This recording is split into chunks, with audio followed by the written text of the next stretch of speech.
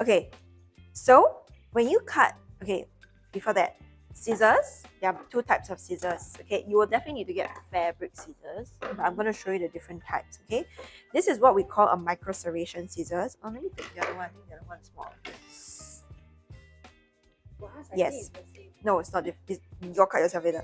So you see, a micro serration scissors basically is like this little teeth here. Can you see the teeth? Can you see the teeth? Can you see the teeth? Yeah.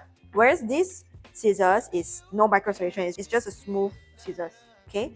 So what type of scissors you need to use and blah blah blah and whatever, it's up to you. But I personally use both. Because when I'm working with things like mesh and like slippery fabrics like chiffon and stuff like that, right, I like to use a micro serration scissors because it grabs onto the fabric more as compared to this.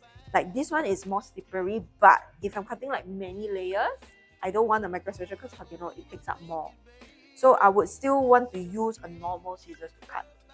So which one you want to get, and that is up to you, you know. But to me, I would want to have one of each, at least. Yeah. But it's up to you. But if you're not going to work with too much dancer fabric, it doesn't matter, just get the normal scissors. Okay? But then you cut this fabric, okay? Use different scissors to cut, okay? I'm going to show you how to cut. Now, when you cut, the scissors is never up in the air and the fabric is never up in the air like that. Base of the scissors is always on the table. So when you're cutting, you're basically doing this. That's why you see most cutting tables are quite screwed up because we are usually just, you know, running our scissors through. But when we do this, basically the base of the scissors as much as you can is touching the table. And then the top, when you cut, you don't cut all the way through like that. You kind of cut, but you leave like a little gap, go forward, you know what I mean? Instead of you want to make sure to go as smooth and as big as possible, but don't go all the way to the end yet, because it will have a like I like to call it a chip at the top, which is very irritating. You see, so it's just like and then you go again, and then you go again, but don't go all the way to the end, and also not so small lah. Okay, can?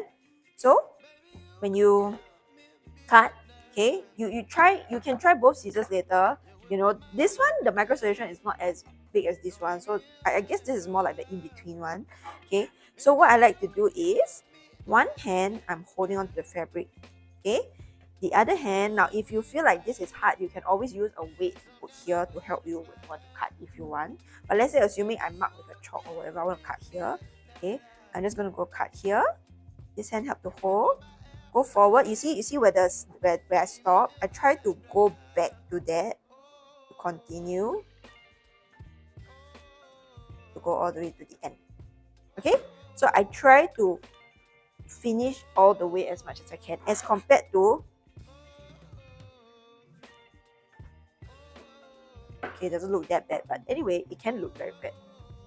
Okay, and so maybe you all just try the different scissors first.